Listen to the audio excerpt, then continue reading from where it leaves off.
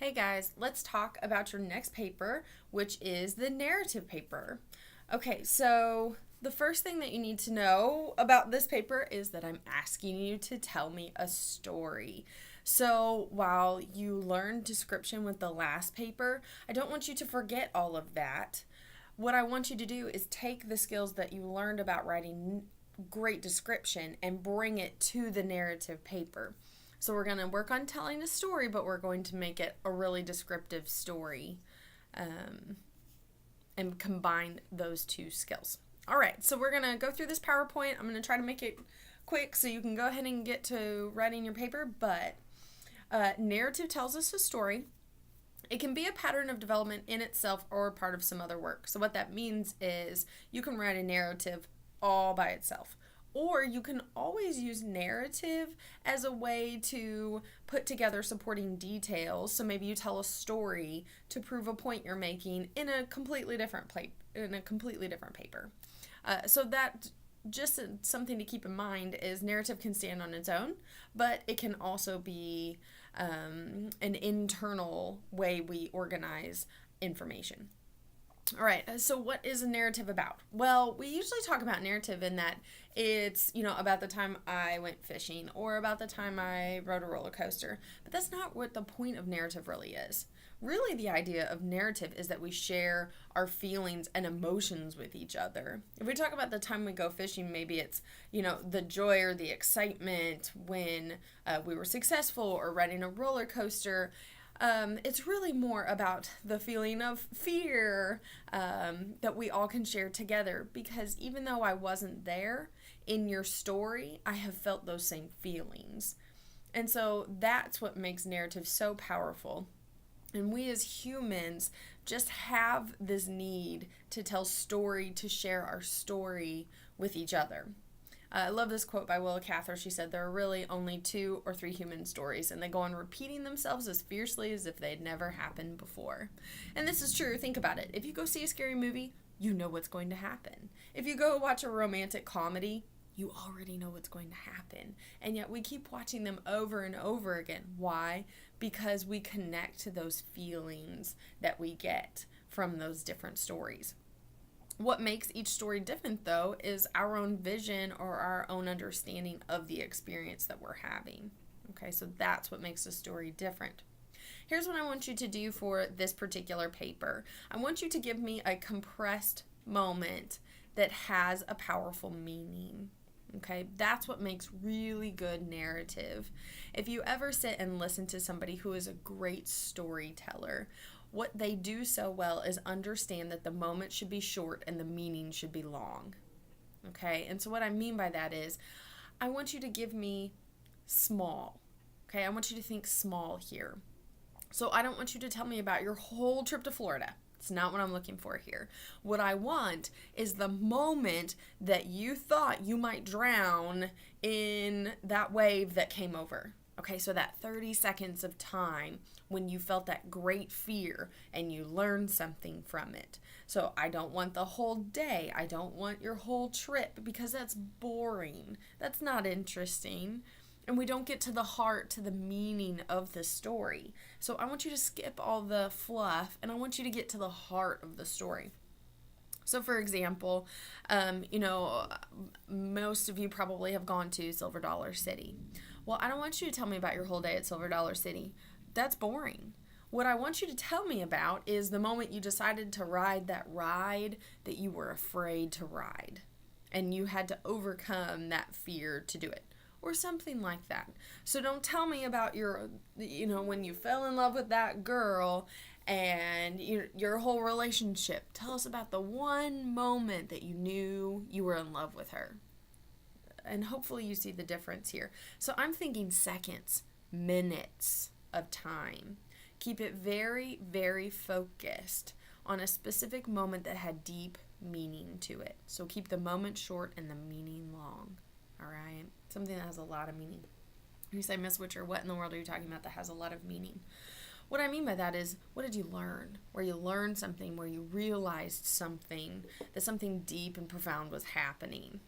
Okay, so that is the moment that I want you to tell me about. I don't want you to tell me about the whole day. I don't want you to tell me about the whole week because that's boring. We don't want to know all of those details. Okay. All right, so as you get started, hopefully you're thinking about maybe a story you could tell. By the way, this could be a real story or you can completely make this story up. Either one is fine. I'm okay with either of those. First, you'll have to decide, okay, who's my audience? Your audience will be your peers. So write it as if you were writing it to the people in the class. What is your purpose? Well, typically we write narrative to entertain. And so that's your purpose here. By the way, to entertain does not mean that it has to be happy. Sometimes we are greatly entertained by stories that are terribly sad. All we mean by to entertain is that you hold our attention and we're listening or reading it merely for the enjoyment of sharing the experience rather than to necessarily learn something, right? To be informed or to be persuaded of something, to persuade. To entertain is just that we're enjoying the experience of hearing the story. So it doesn't have to be happy to be entertaining. Okay. Point of view, I'm going to leave this up to you. I'm going to leave very open. Typically we write narrative from first person and we write it from our own point of view. That's okay. I've had students choose to write from the perspective of inanimate objects, a pencil, a shoe, a dog. All of those are okay. Still first person, just not our own point of view, but maybe a different object. So the use of I here is okay. And again, you don't have to necessarily write from your own perspective.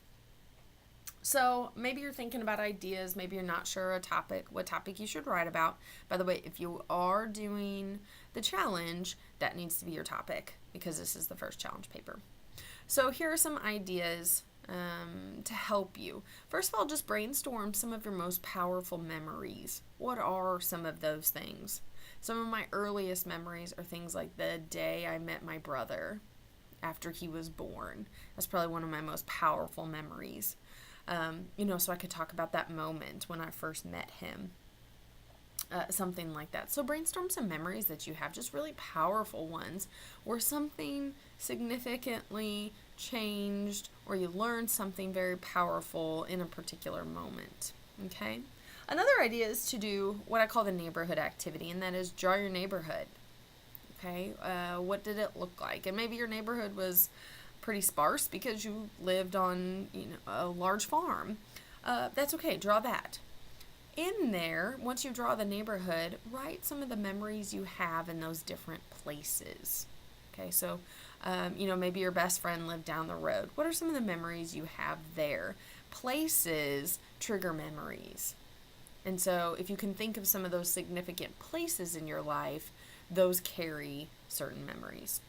Okay, so some things to think about as you're sifting through memories or considering a memory to choose.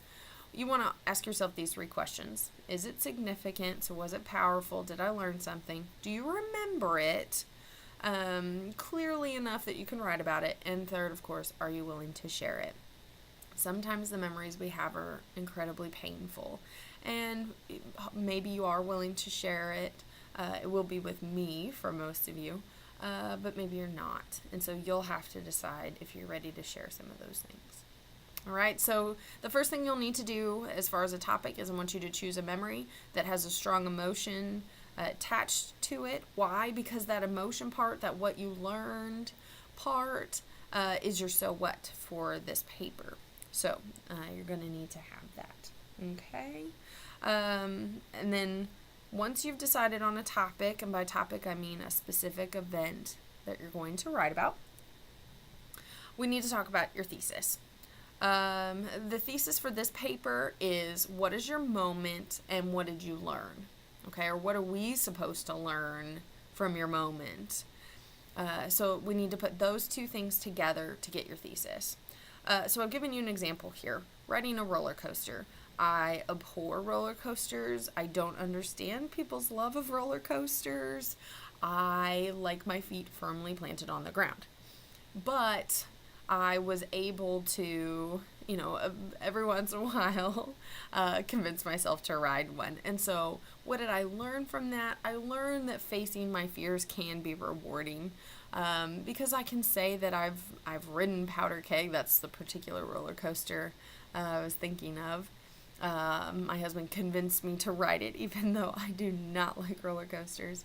But I faced my fear and I rode it, and now I can say that I have, and we have this funny memory together. So I was able to face my fear, and that was rewarding. So if I can put those things together, facing my fears can be rewarding, and riding the roller coaster, putting those two things together leads to my thesis. Much like we did for description, but you got to have that so what. Not just telling us about riding the roller coaster, but why are you telling us about riding the roller coaster? What are we supposed to learn from it? That's the so what part of your paper, and you have to have that part as well. Okay, so once you have a topic and you've decided what your so what is, then you have to decide on your details. What section of the story are you going to tell us? So if I'm going to tell you about riding Powder Keg, I'm not going to tell you about my whole day at Silver Dollar City. I'm not going to tell you about all the other rides that we went on or the shows that we watched, because that's not the point.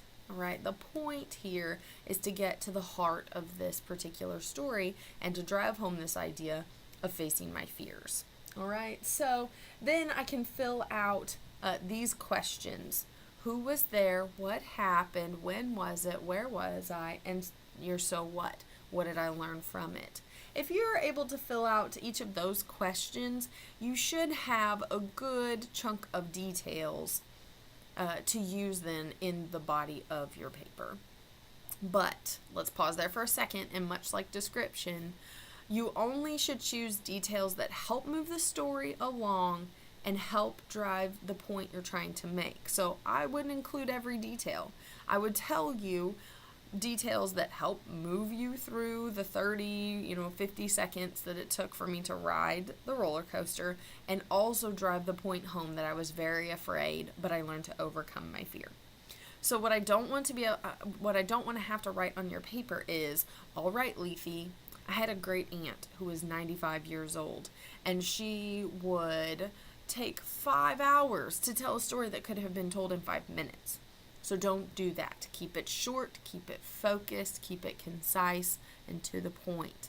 Tell us that moment, not the whole day. Give us the most important moment. Tell us that story, and make sure you focus on details that drive your so what, your what did you learn, to go along with it. All right? Also, add some dialogue. Dialogue is so important when we're talking about narrative. And the reason dialogue is important is because it makes us feel like we were there also. So if I get to hear what the characters say, then I feel like I was there too. So here's just a couple of things to keep in mind about dialogue. First of all, there are 2 parts to dialogue. The first part is the quote part that we usually put in quotation marks, and then the second part is the tag. All right, and the tag is the said Mrs. Witcher part. So make sure that you have both parts. Keep that in mind. Make sure that if you start with the tag, so Mrs. Witcher said, comma, then we do quotation marks, right, and we put our quote inside. We always capitalize the first letter inside of here. It should be a complete sentence or a complete thought in here. But it doesn't have to be because you're doing dialogue. A lot of times students think they have to write complete sentences in here, and that's not true, because we don't necessarily talk in complete sentences. This should sound authentic. It should sound real. You should write it the way people would actually say it. All right? And so if I have it like this and say Mrs. Witcher said, and then I do this. Good morning. All right, then the question is, what do we do with the punctuation? The answer is the punctuation always goes on the inside. So I could put an exclamation point here. I could, put any kind of punctuation. It always goes right there. Okay? So keep that in mind. This is what we should do. If we flip it around, though, it will look like this. Good morning. And if I didn't want to use an exclamation point,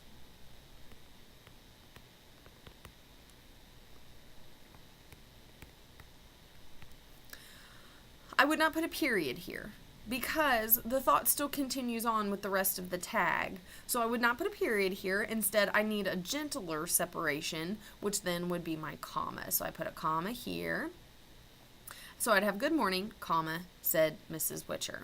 All right, so that's how to do it either way. So make sure that you're punctuating your dialogue correctly. Also make sure that every time you switch speakers, it's a new paragraph. And maybe you've seen this in some fiction books that you've read where two characters are having a conversation back and forth and it's very short. And so they'll just sort of be lined up one right after the other with these quotes. And it sometimes takes you a minute to figure out who's talking where because there's no change in the paragraphing. So, that's what's happening there is every time you change speakers, you should change paragraphs. So what that means is if I say something, new paragraph, right? Dialogue stands on its own typically. Now, if it's the only dialogue, it can go with the rest of a paragraph, okay? But as soon as you add a new speaker in, you should start a new paragraph. So the first time, if I'm the only one speaking, I can then continue on with the rest of my paragraph writing. However, as soon as, say, my husband replies to me, that's a new paragraph. Then if I reply to him, I know I'm not a new person, but the speaker has changed, new paragraph. If he replies back to me, new paragraph. All right. If I say something back to him, again, new paragraph. So keep that in mind with dialogue, is that every time the speaker changes, it is a new paragraph. All right. So just, by the way, I do want you to use dialogue in this paper. That is something I'm looking for in this particular paper because it makes narrative writing much more authentic. So make sure you have it. All right, then once you have a topic and you have a thesis and you put some details together and you have some idea of your dialogue, then you need to figure out how you're going to organize it. Well, this one should be in chronological order. Tell me what happened first, then what happened next, then what came after that. Okay, so make sure you tell it in chronological order. There is the option to use flashback, and I've given you a page. Actually, I think that page number may not be correct anymore. But sorry, it's also pouring rain outside. Here's the idea of flashback. In flashback, what you do in the introduction is you start at the end of the story, and you say something to the effect of, well, let me start from the beginning, or here's how I got, or this reminded me of that memory, and then you take us back. So you actually start after the story is over in the introduction, and then something triggers a memory and you flash back to the beginning of the story. So in the introduction, you start at the end, then you have some kind of trigger that starts you on this memory, and then in the body you go back to the beginning of the memory and tell us all the way through. Then in the conclusion you come back to the end of the story. So flashbacks really fun to do. It's a really cool effect for writing, but it has to be done well. So if you don't feel like you're up to it, that's okay. But flashback is a great way to organize a paper. It's still chronological, it's just a different way to do chronological. Okay, so just something to think about. All right, then we need to write the draft of the paper. So just some things to keep in mind as far as how do you decide when to make a new paragraph. Well, in the introduction, what you're going to do is you're going to set the scene for us. In a narrative, you always set the scene first, right? Tell us where we are, when this is happening. Give us some background to your moment. Kind of like we did with descriptive where you had to walk into the scene. That's kind of what we're doing here with narrative as well, where you have to kind of get us to your moment so that then you can be very descriptive about your moment that you're going to tell us. So that's what you'll do in the introduction. Then each body paragraph should be a new major action in the story. So every time something changes, maybe a new character or a new place or a new movement, anytime there's a new change in the story, you should have a new paragraph, which means sometimes you might have really small paragraphs, and that's okay. Also, every time you change speakers, when you insert your dialogue, that also will mean a new paragraph. We need lots of time signals so we know that time is moving. And you can use time signals a lot of different ways. What I would suggest you not do is do things like next. And then the next thing we did, those are not great time signals. You can use things like as the sun was setting, so now we know that we've moved later in the day. Or as we left the store. So we now know that we're leaving the store and moving on to something else. So make sure you're signaling to us very often that time is, marching on. But be sure to not do it in an awkward way that's, next, comma. So make sure that it flows well. Be very, very careful with your point of view. If you start out in first person, you need to stay in first person.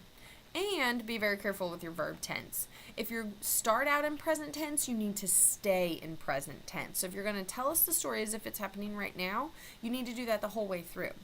Here's what tends to happen. A lot of students start writing their narratives in past tense because these are memories that happen in the past.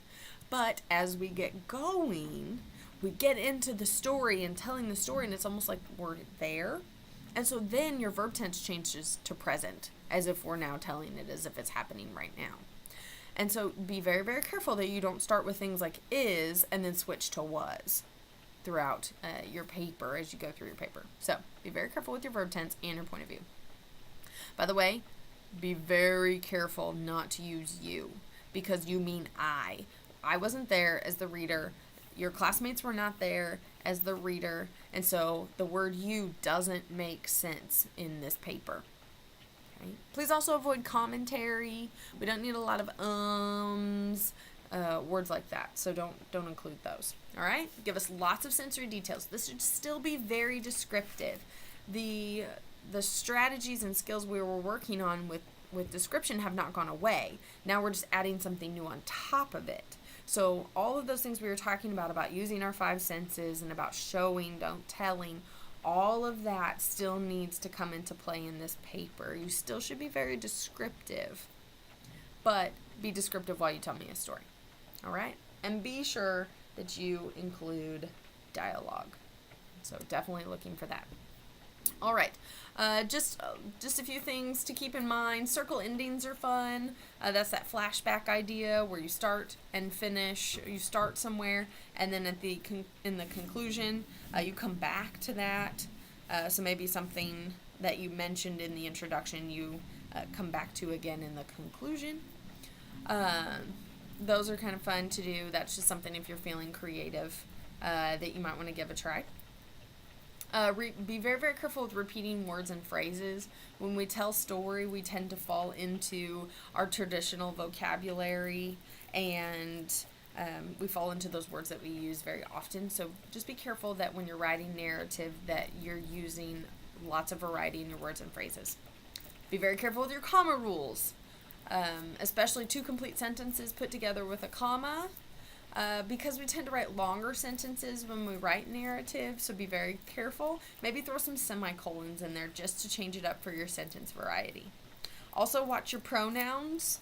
Instead of saying something like their when you mean a singular person, so instead you should use his or her. So watch your pronouns. Okay. Also, be very, very careful about incomplete sentences. Being in the car with my friends, period, is not a complete thought. Even though, it has a lot of the parts that we need, that's not a complete sentence. So please make sure that you're being very, very careful about incomplete sentences. And the trigger, or what should be a warning to you, is any time you start a sentence with a verb that ends in ing. Being, having, doing, those kind of words tend to lead to these incomplete fragment sentences. So please avoid those in your writing. Okay? So, as far as the paper itself, What do you need to know? Well, it needs to be an MLA format, so don't forget that. Your name, my name, last name, or your name, my name, class, and date in the upper left-hand corner. Last name and page number in the right-hand corner. Don't forget to give it a title, and it's not narrative paper. This paper needs to be somewhere in the neighborhood of 2, no more than 3 pages, because you're telling me a moment. And so if you've gone more than 2, maybe 2.5, maybe 3 pages, you're telling me way more than a moment. You're giving me hours and days, and that's not what I'm asking for here. I want a moment.